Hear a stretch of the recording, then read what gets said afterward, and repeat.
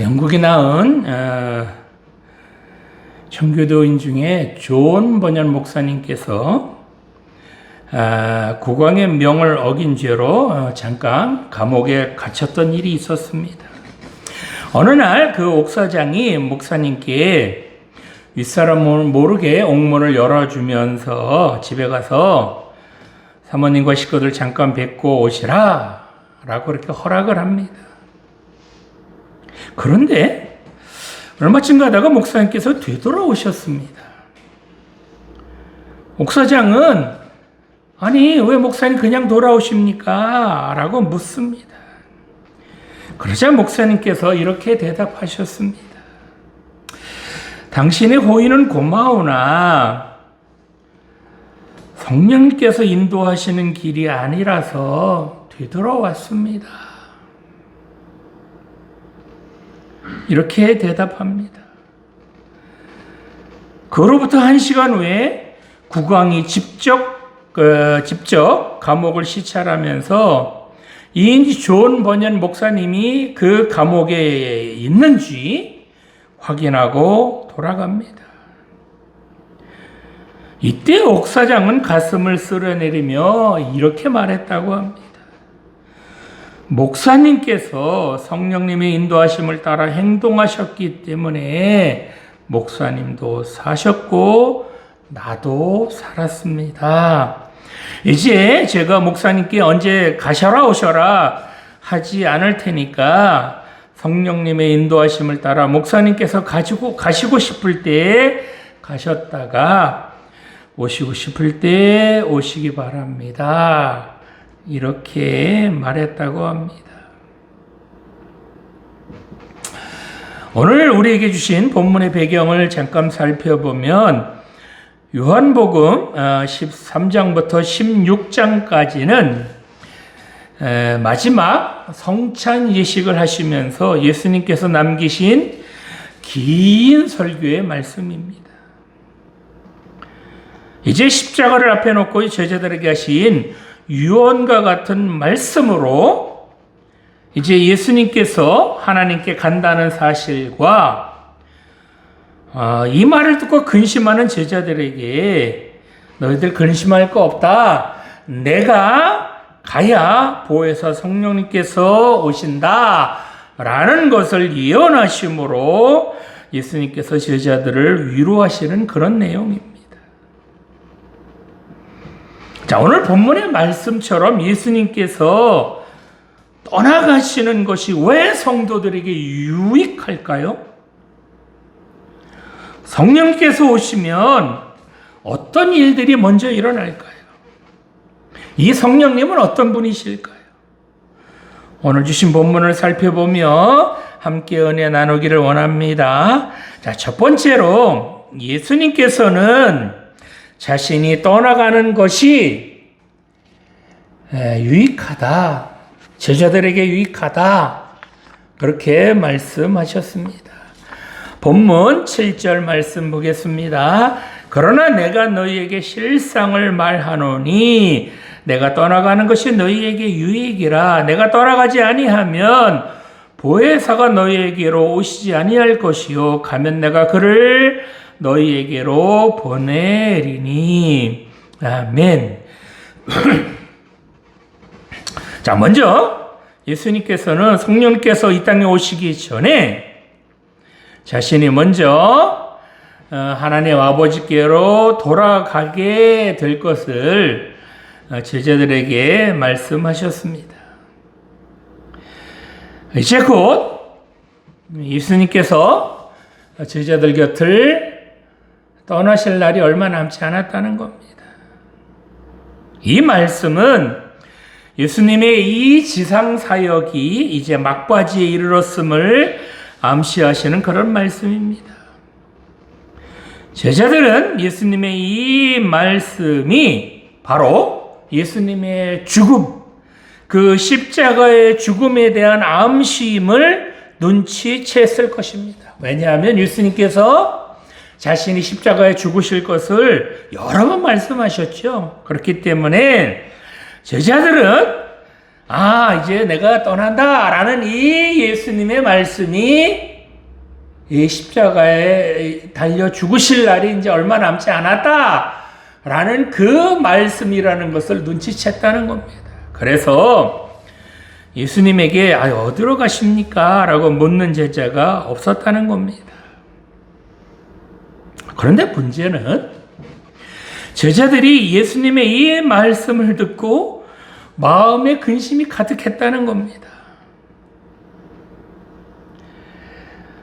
예수님의 이 말씀을 듣고 난 후에 제자들의 마음속에서는 이제 평안과 기쁨이 사라지고 근심이 자리 잡게 되었는데, 이렇게 제자들의 마음에 근심이 자리 잡게 된 것은 무엇보다도 3년 반 동안 동고동락했던 그런 스승님을 잃게 된다는 사실 때문입니다.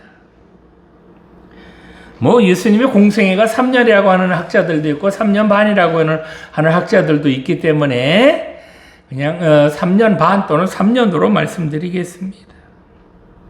또한 비탄에 빠진 자기 민족을 구원해 줄 것으로 믿었던 그 예수님께서 이제 민족을 구원해 주시기는커녕 십자가에서 그렇게 아주 비참하게 죽으신다라는 것을 이제 어느 정도 감지한 이 제자들은 이제 민족 해방은 물 건너갔구나 라는 그 소망이 사라졌기 때문에 근심하지 않을 수 없었다는 겁니다.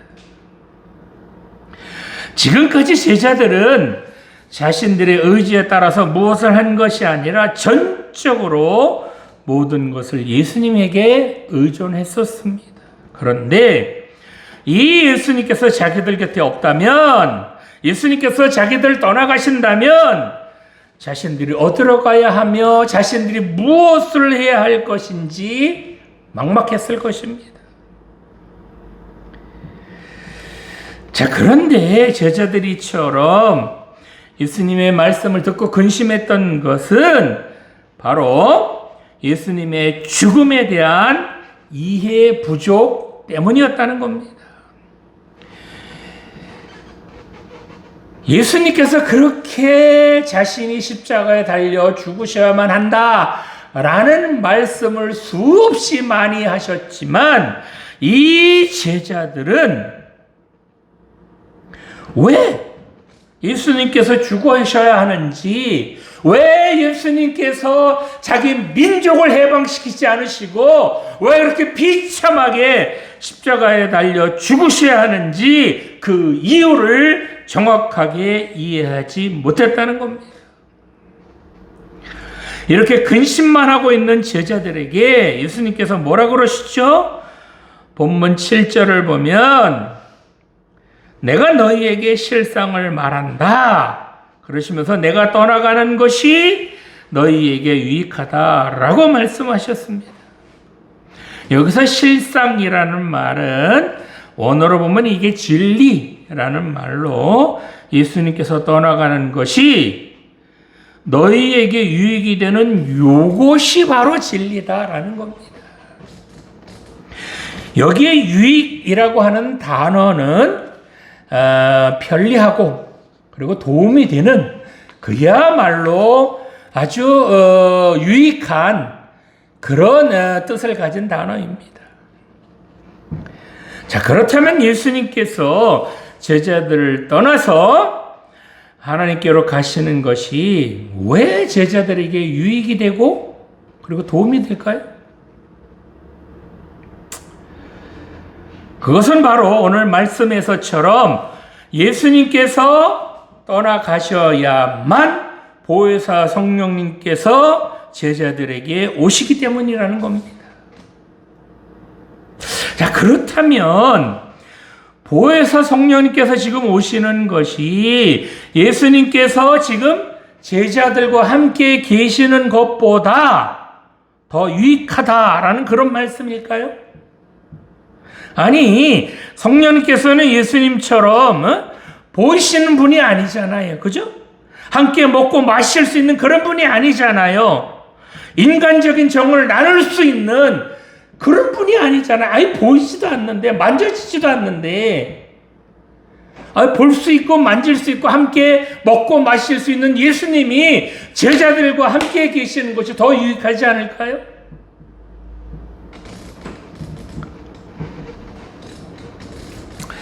성령님께서 이 땅에 오시는 것이 제자들에게 유익이 된다라는 이 말씀은 바로 성령님께서 오셔야 이 제자들이 예수님께서 이 땅에 오신 목적을 비로소 이해하게 되고 깨닫게 된다는 겁니다.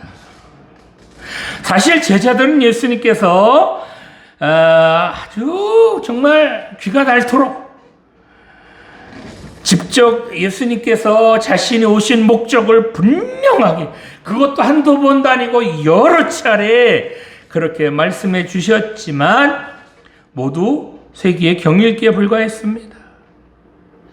그런데 성령님이 오시자 제자들이 어떻게 됐어요?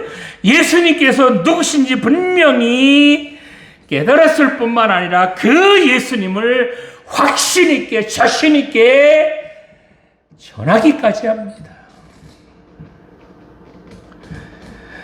예수님께서 떠나가는 것이 유익하다라는 말씀의 또 다른 이유는 바로 예수님은 육체로 존재하셨잖아요. 그렇기 때문에 그 육체로 존재하시던 예수님께서 죽으셔서 물론 다시 부활하신 후에 그렇게 이제 하늘나라로 가시지만 이렇게 예수님께서 제자들 곁을 떠나가시게 되면 제자들은 그죠? 덩그러니 그렇게 제자들만 남게 된다는 겁니다. 그러나 성령님께서 오시면 이 성령님은 예수님처럼 육체를 가지신 분이 아니라 영이신 분이기 때문에 시 공간의 제약을 받지 않으시는 분입니다. 따라서 성령님께서 오시면 제자들 마음속에서 떠나지 않고 언제 어디서나 그 제자들과 동행하실 수 있기 때문에 성령께서 오시는 것이 유익하다라는 것입니다. 이처럼 예수님께서 아버지께로 가셔야 드디어 보혜사 성령님께서 이 땅에 오신다는 겁니다. 자, 그렇다면 예수님께서 십자가 지시기 전에는 이런 성령의 역사가 없었습니까? 그렇지는 않은 것 같습니다. 예수님께서 마리아의 뱃속에 잉태되실 때도 뭘로? 성령으로 잉태되셨잖아요. 그리고 예수님께서 세례 받으실 때도 비둘기같이 뭐가? 성령님께서 임하셨잖아요. 그리고 예수님께서 광야에서 40일 동안 시험을 받으러 가시는데 누구에게 이끌려서 가셨다? 성령께 이끌려서. 그렇게 광야에서 40일 동안 시험을 당하기도 하셨습니다. 이렇게 성령님께서는 옛부터 지금까지 계속해서 지금 이 시간까지도 역사해 주신 그런 분이십니다. 그런데 왜 본문에서는 예수님께서 가셔야만 그래야만 성령님께서 오신다라고 말씀하셨을까요? 바로 이 말씀은 일반적인 의미에서의 성령님을 말씀하시는 것이 아니라 여기서는 성령의 기능, 그 기능의 차이를 말씀하시는 것입니다. 본문에서 설명하고 있는 성령의 역사는 바로 복음적 기능, 그 기능을 말하는 것입니다. 즉, 이제 한 사람이 구원을 받는 그 복음의 역사로 나타나는 그런 성령의 기능은 다른 말로 하면 이제 한 사람 한 사람이 구원을 받는데 그렇게 구원을 받는 그 복음의 역사가 일어나려고 할 때 그 성령의 기능이 뭐냐? 바로 그렇게 복음의 역사로 예수님을 구주로 그렇게 고백하게 할 수 있는 그런 결정적인 것은 바로 예수님께서 떠나가시고 난 후에야 오시는 성령님, 그 성령님께서 이 구원의 역사를 이루는 그런 기능을 하시는 그런 성령님으로 오신다는 겁니다.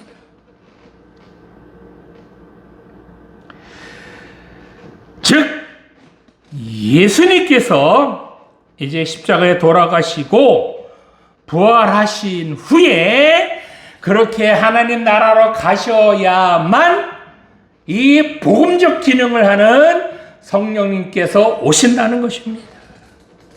그러므로 지금 우리가 은혜를 받는 이 복음적인 성령의 역사는 바로 이 십자가 사건과 절대적인 관계가 있다는 겁니다. 이 복음적인 기능을 하는 이 성령님은 예수님께서 아버지께로 가시지 않으면 이제 제자들에게 오실 수가 없는 겁니다. 왜냐하면 이 성령님은 예수님께서 십자가 위에서 완성하신 그 대속의 능력, 즉 누구든지 예수 이름을 믿기만 하면 그 죄를 용서받고 하나님의 자녀가 된다는 이 복음을 각 개인이 믿게 하셔서 구원하시는 것, 그것을 주된 사역으로 삼으시면서 이 땅에 오신 분이기 때문에 그렇습니다. 즉, 이 복음적 기능으로 오신 성령님은 바로 각 개인에게 예수님이 누구신지 믿게 하시려고 이 땅에 오셨다는 겁니다. 자, 그러면 여기서 예수님께서 떠나가신다라는 말씀 무슨 의미죠? 짐작되시죠? 바로 예수님께서 우리 죄를 대신해서 십자가에 피 흘려 죽으시는 것, 그것을 뜻합니다. 예수님께서 아버지 하나님께로 가기 위해서 통과해야 할 관문, 그 관문이 바로 이 십자가의 죽음이라는 겁니다.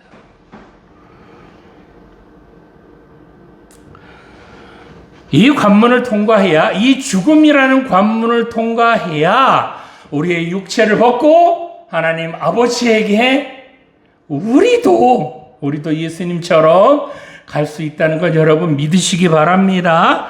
자, 이처럼 예수님께서 십자가에 죽으셨다가 부활하신 후에 이제 하나님 아버지께로 가시면, 그러면 성령님, 즉 복음적 기능을 하는 성령님을 보내주신다라고 약속하시는 것입니다. 이 예수님께서 성령을 보내주신다라고 하는 이 약속은 바로 오순절 마가의 다락방에서 성취되었습니다. 성도 여러분, 오늘 본문에서 예수님께서 떠나가신다라는 말씀은 바로 제자들을 버리겠다라는 그런 말씀은 아닙니다. 이 말씀은 이제 성령님을 보내주시어서 우리로 하여금 예수님 잘 믿게 하고 더 잘 신앙생활 하도록 우리를 도와주실 그 성령님을 보내주시겠다는 겁니다. 예수님께서는 지금 죽음을 앞에 두고 계십니다. 그런데 이렇게 그 십자가의 모진 고통을 앞에 두시고 자신을 더 걱정하시는 것이 아니라 남아있는 하나님의 자녀들을 어떻게 해서든지 더 돕고 싶어 하신다라는 것을 알 수 있습니다. 이것이 바로 주님의 마음입니다.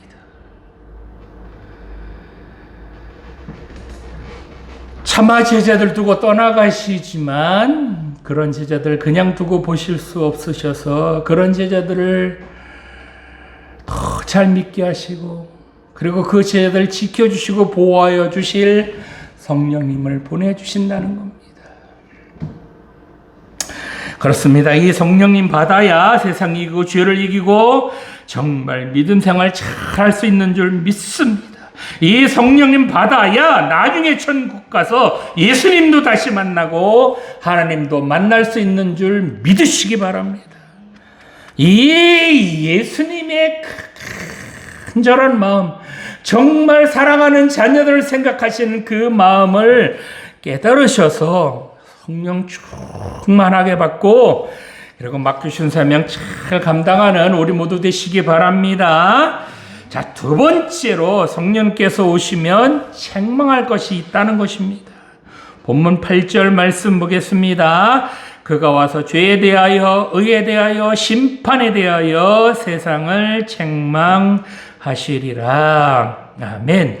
자, 성령께서 오시면 여기 이제 본문에는 세 가지 책망할 것이 있다라고 나오죠.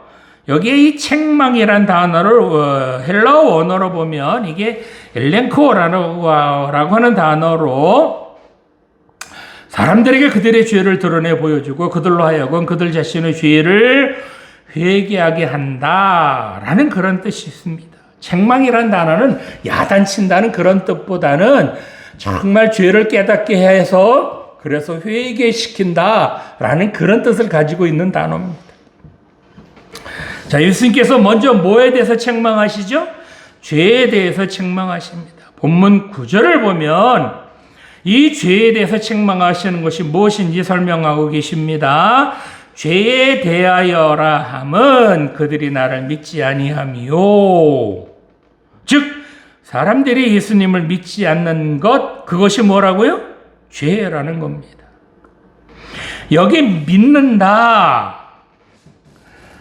그들이 나를 믿지 않는다라고 이제 나오는데 여기서 믿는다라는 단어는 헬라어로 보면 이게 비스티오로 의지하다, 순종하다, 신뢰하다라는 그런 의미가 있습니다.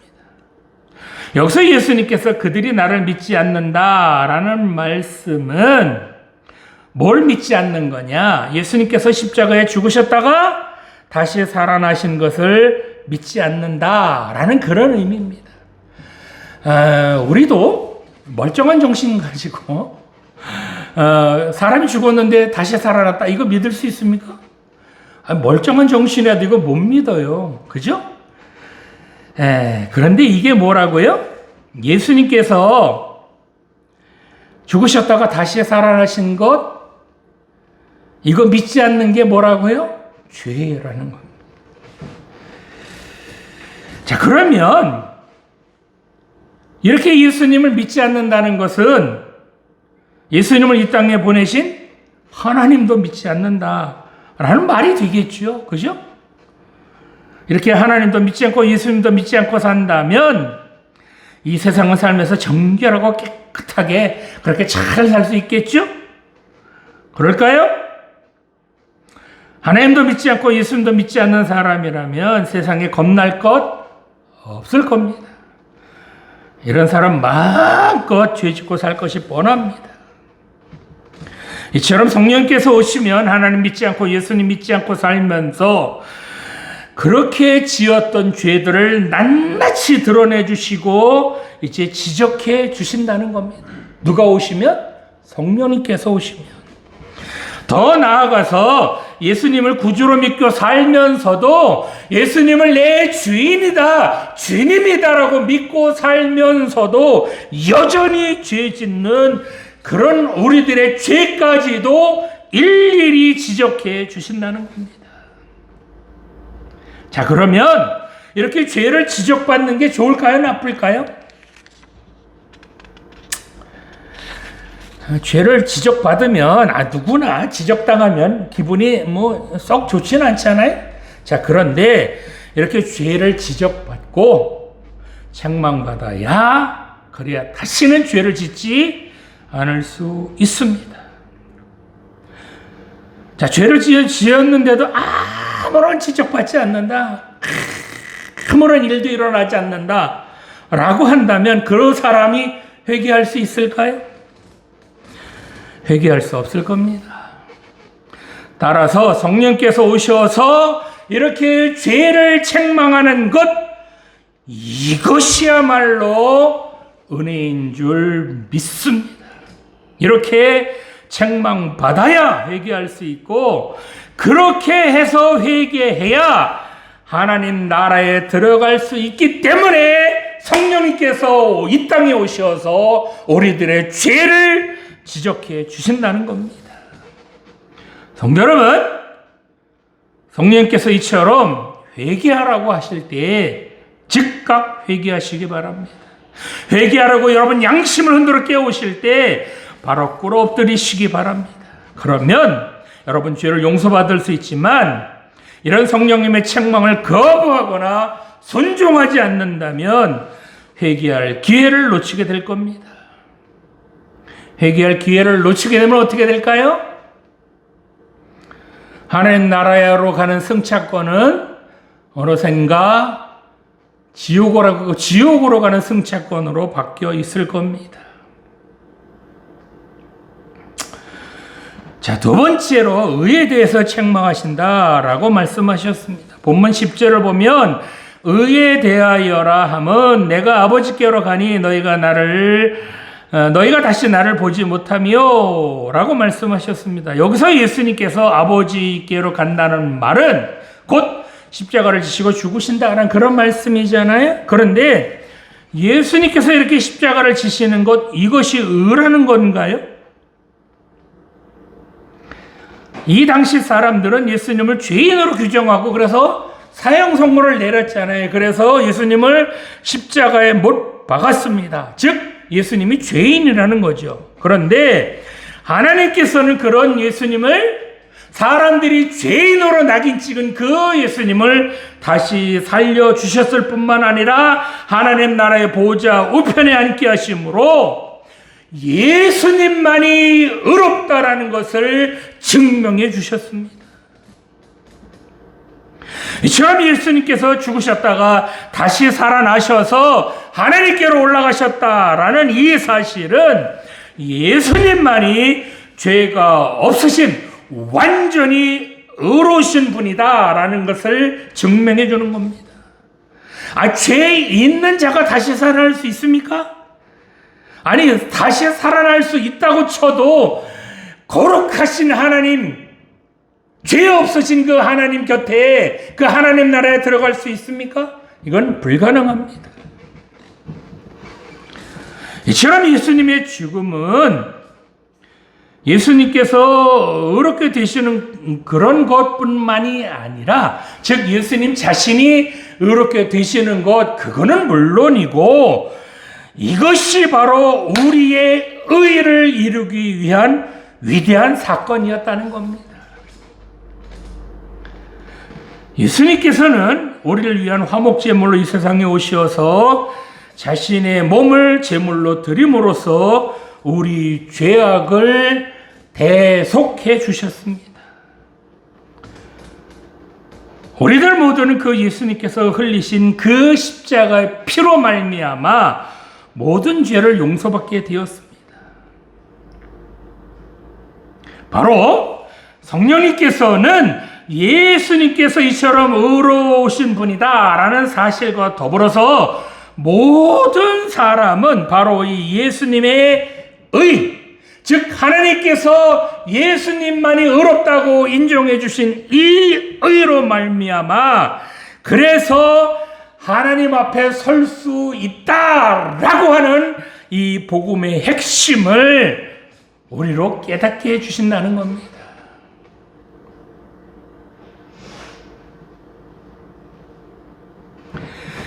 참 이 무시무시한 말씀입니다. 예수님의 의를 하나님께서 인정해 주셨고 그래서 그 의롭다고 인정받으신 그 예수님께서 하나님 앞에 설 수 있었다라는 것이 우리에게도 의가 되어서 이 예수님을 믿기만 하면 우리도 하나님 앞에 죄인이 아니라 의인으로 설 수 있다라는 것을 깨닫게 해주신 분, 그렇게 깨닫게 해주시려고 이 땅에 오신 분, 그분이 바로 성령님이라는 겁니다. 성령 없는 사람들에게 십자가의 길을 가는 것은 여전히 미련한 그런 짓일 뿐일 겁니다. 그러나 이 십자가의 길을 통하여 구원을 받는 우리에게는 그것이야말로 하나님의 능력이라는 것 여러분 믿으시기 바랍니다. 이 예수님께서 십자가에 죽으심으로 우리 죄를 다 사해 주셨습니다. 그래서 우리도 이제 의롭다라고 하나님께서 인정해 주셨고, 그래서 우리도 이 예수님을 믿기만 하면 하나님 나라에 갈 수 있게 된 겁니다. 즉 이 예수님의 십자가의 죽음과 부활이 바로 우리를 죄인에서 의인으로 바꿔주시는 놀라운 계기가 되었다는 겁니다. 이처럼 가장 어려우신 분, 그분이 누구신지를 가르쳐 주시는 분이 바로 이 성령님이시고, 이 예수님을 세상에 전파하도록 도우시는 분, 그분도 바로 성령님이시라는 것 여러분 잊지 마시기 바랍니다. 또한 성령님께서는 심판에 대하여도 책망하신다라고 말씀하십니다. 본문 11절에 보면 심판에 대하여라 함은 세상 임금이 심판을 받았음이라고 말씀하셨습니다. 여기 심판을 받았다라는 말씀은 판단하다, 심판을 선언하다, 이제 결정된다라는 그런 의미입니다. 예수님의 십자가의 죽으심과 부활은 신적 권위로 내려지는, 즉 하나님 아버지만이 갖고 계시는 그 권력, 그 능력으로 이제 사탄에게 내려지는 그런 사법적 판단을 하나님께서 하셨다라는 겁니다. 이게 뭔 말이냐? 십자가에 달려 고통받고 죽어가는 분은 예수님이셨죠. 그런데 실제로 심판을 받는 자는 바로 십자가에 달려 죽으시는 그 예수님이 심판을 받으신 것이 아니라 사탄이 심판을 받게 되었다는 겁니다. 자, 여러분 잘 들어보시기 바랍니다. 요한일서 3장 8절에 보면 예수님께서는 마귀의 일을 멸하기 위해서 이 땅에 오셨다라고 말씀하셨습니다. 따라서 십자가에서 예수님 뭐라고 하셨어요? 다 이루었다라고 하는 이 예수님의 외침은 죄인을 위한 대속뿐만 아니라 사탄에 대한 심판까지도 완료되었음을 선포하는 외침이었다는 겁니다. 다 이루었다. 내가 사탄을 이겼다라는 그런 말씀입니다. 사탄은 두 가지를 가지고 우리 인간들을 힘들게 합니다. 뭐죠? 바로 죄와 사망. 이 두 가지 권세로 세상을 지배하고 우리들을 힘들게 합니다. 그런데 예수님께서는 십자가에 피 흘려 죽으심으로 이 죄에 대해서 이기셨고, 그리고 죽음을 이기시고 부활하심으로 사망에 대해서도 승리하셨습니다. 이 예수님의 승리는 바로 사탄이 이제 심판받아서 끝장났다 라는 사실을 보여주시는 것입니다. 이처럼 성령께서는 예수님 안에 있는 우리가 정죄당하지 않게 될 것, 더 이상 예수님 안에 있으면 우리는 죄인으로 취급하지 않는다 라는 것과 예수님을 거부하면 무서운 심판이 있다, 예수님을 거부하면 무서운 심판이 기다리고 있으니 그러니 어떻게 해라, 빨리 예수님 믿어라 라고 이렇게 깨닫게 해주시는 분, 그렇게 깨닫게 하시려고 이 땅에 오신 분, 그분이 바로 성령님이시라는 겁니다. 이렇게 임익 심판을 받은 사탄은 이제는 더 이상 예수 안에 있는 우리 성도들에게 더 이상은 우리를 지배하는 지배자로 군림하지 못합니다.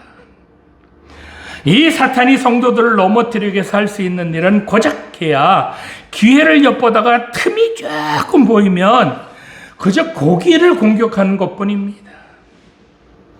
따라서 우리가 하나님의 전신갑주를 입고 깨어있기만 한다면 이 사탄은 더 이상 우리에게 위협적인 존재가 되지 못한다는 사실 여러분 명심하시기 바랍니다.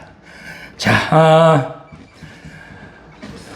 아프리카 사막에 가면 혹시 사자가 덫에 걸려 있으면 하이에나들이 처음에는 사자를 겁내다가 사자가 덫에 걸려 있는 것이 분명하다면 그 사자를 우습게 여긴다고 그래요. 그래서 그 사자가 뭐 하기만을 기다린다고 그래요? 죽기만. 덫에 걸려 있는 사자는 겁날 게 하나도 없는 겁니다.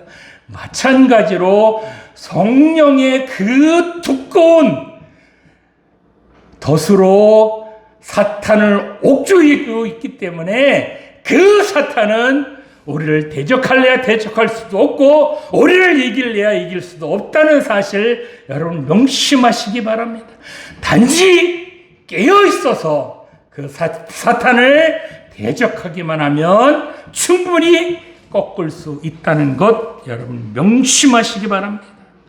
성도 여러분, 그래서 성령을 받은 사람은 무한히 자유롭다는 겁니다. 누구도 막을 수 없다는 겁니다. 왜냐하면 진리의 영이신 성령께서 그 사람 안에서 바른 판정을 해주셔서 어디로 가야 할지 무엇을 해야 할지 가르쳐 주시기 때문에 이 사람을 이길 사람이 없다는 겁니다. 이 성령님을 안에 모시고 살아서 성령님께서 판단하시고 가르쳐 주시는 그 사람을 누가 이길 수 있겠습니까? 뿐만 아니라 죄로 가는 발걸음이 혹시 우리가 죄로 가는 발걸음, 그 죄로 가는 발걸음이 있다면 그 죄로 가는 발걸음을 멈추게 하셔서 다시 의로운 길로 가게 하시는 분, 그분도 바로 성령님이시라는 겁니다.